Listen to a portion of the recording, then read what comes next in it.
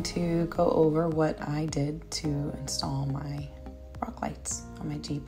You'll see it comes with 2 different lengths, 4 shorter and 4 longer when you lay them out. This is what you're going to need to get started. If you want to do it exactly the way I did it, flex tubing and self-tapping screws, but it comes with mounting screws. I used number 8 self-tapping screws there. First thing you're going to do is pull the plug out and run your power cable from inside your cab through to your engine. You'll use wire and electrical tape and attach it, and then you're going to kind of pull it through here. Might take a few tries, but it comes through. Then you're going to run the controller power cable. I ran it behind the plastic there and out under the cab to underneath the engine. And then it kind of pops out. And then I cut a little hole in the rubber stopper to push the cable through and attach the battery connections to it. Put the rubber stopper back in. And then I ran the cable along the back here and over to the battery on the Jeep. I used a number 10 millimeter socket, and you can detach and attach the battery power cables.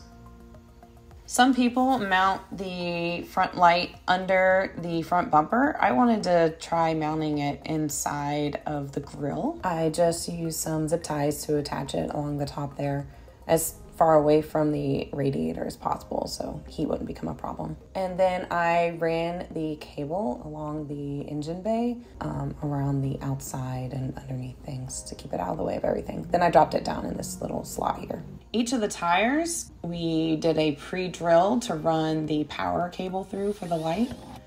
You just kind of drill a little hole and then pass the power cable through.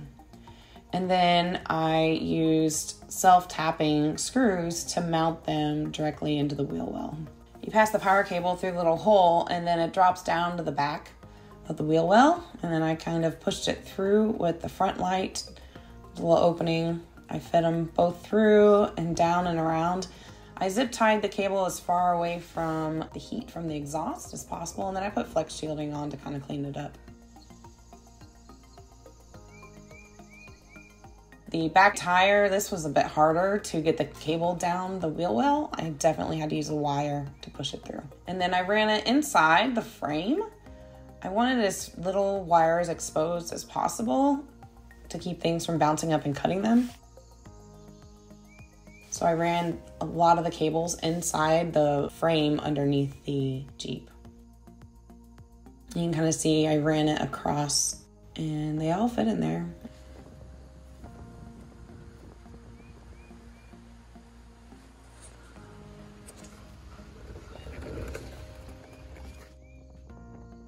On both of the sides, we used the included rubber mounts on the lights so we could pass the cable out of the side instead of straight behind it.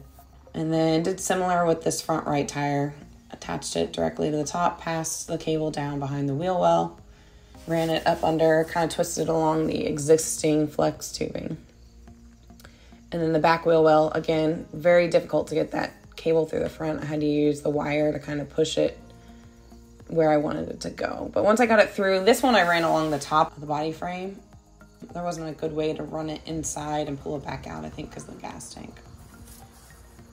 The back bumper is probably not mounted in the best place, but that's where I mounted it. So depending on how you want to mount it, you'll pick a spot back here. But I ran, again, the cable along the back and then inside the frame. And you can kind of see the method I used. I attached the cable again to the wire, and then I would push the wire through and pull the cable out.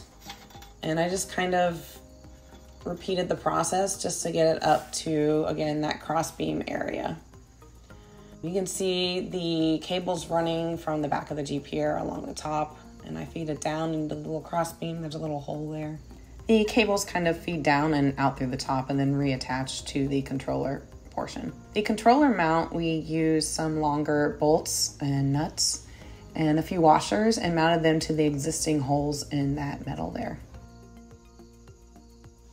Once I was done with everything, I used flex tubing to just kind of clean it up and make it look nicer, and zip ties to hold everything in place.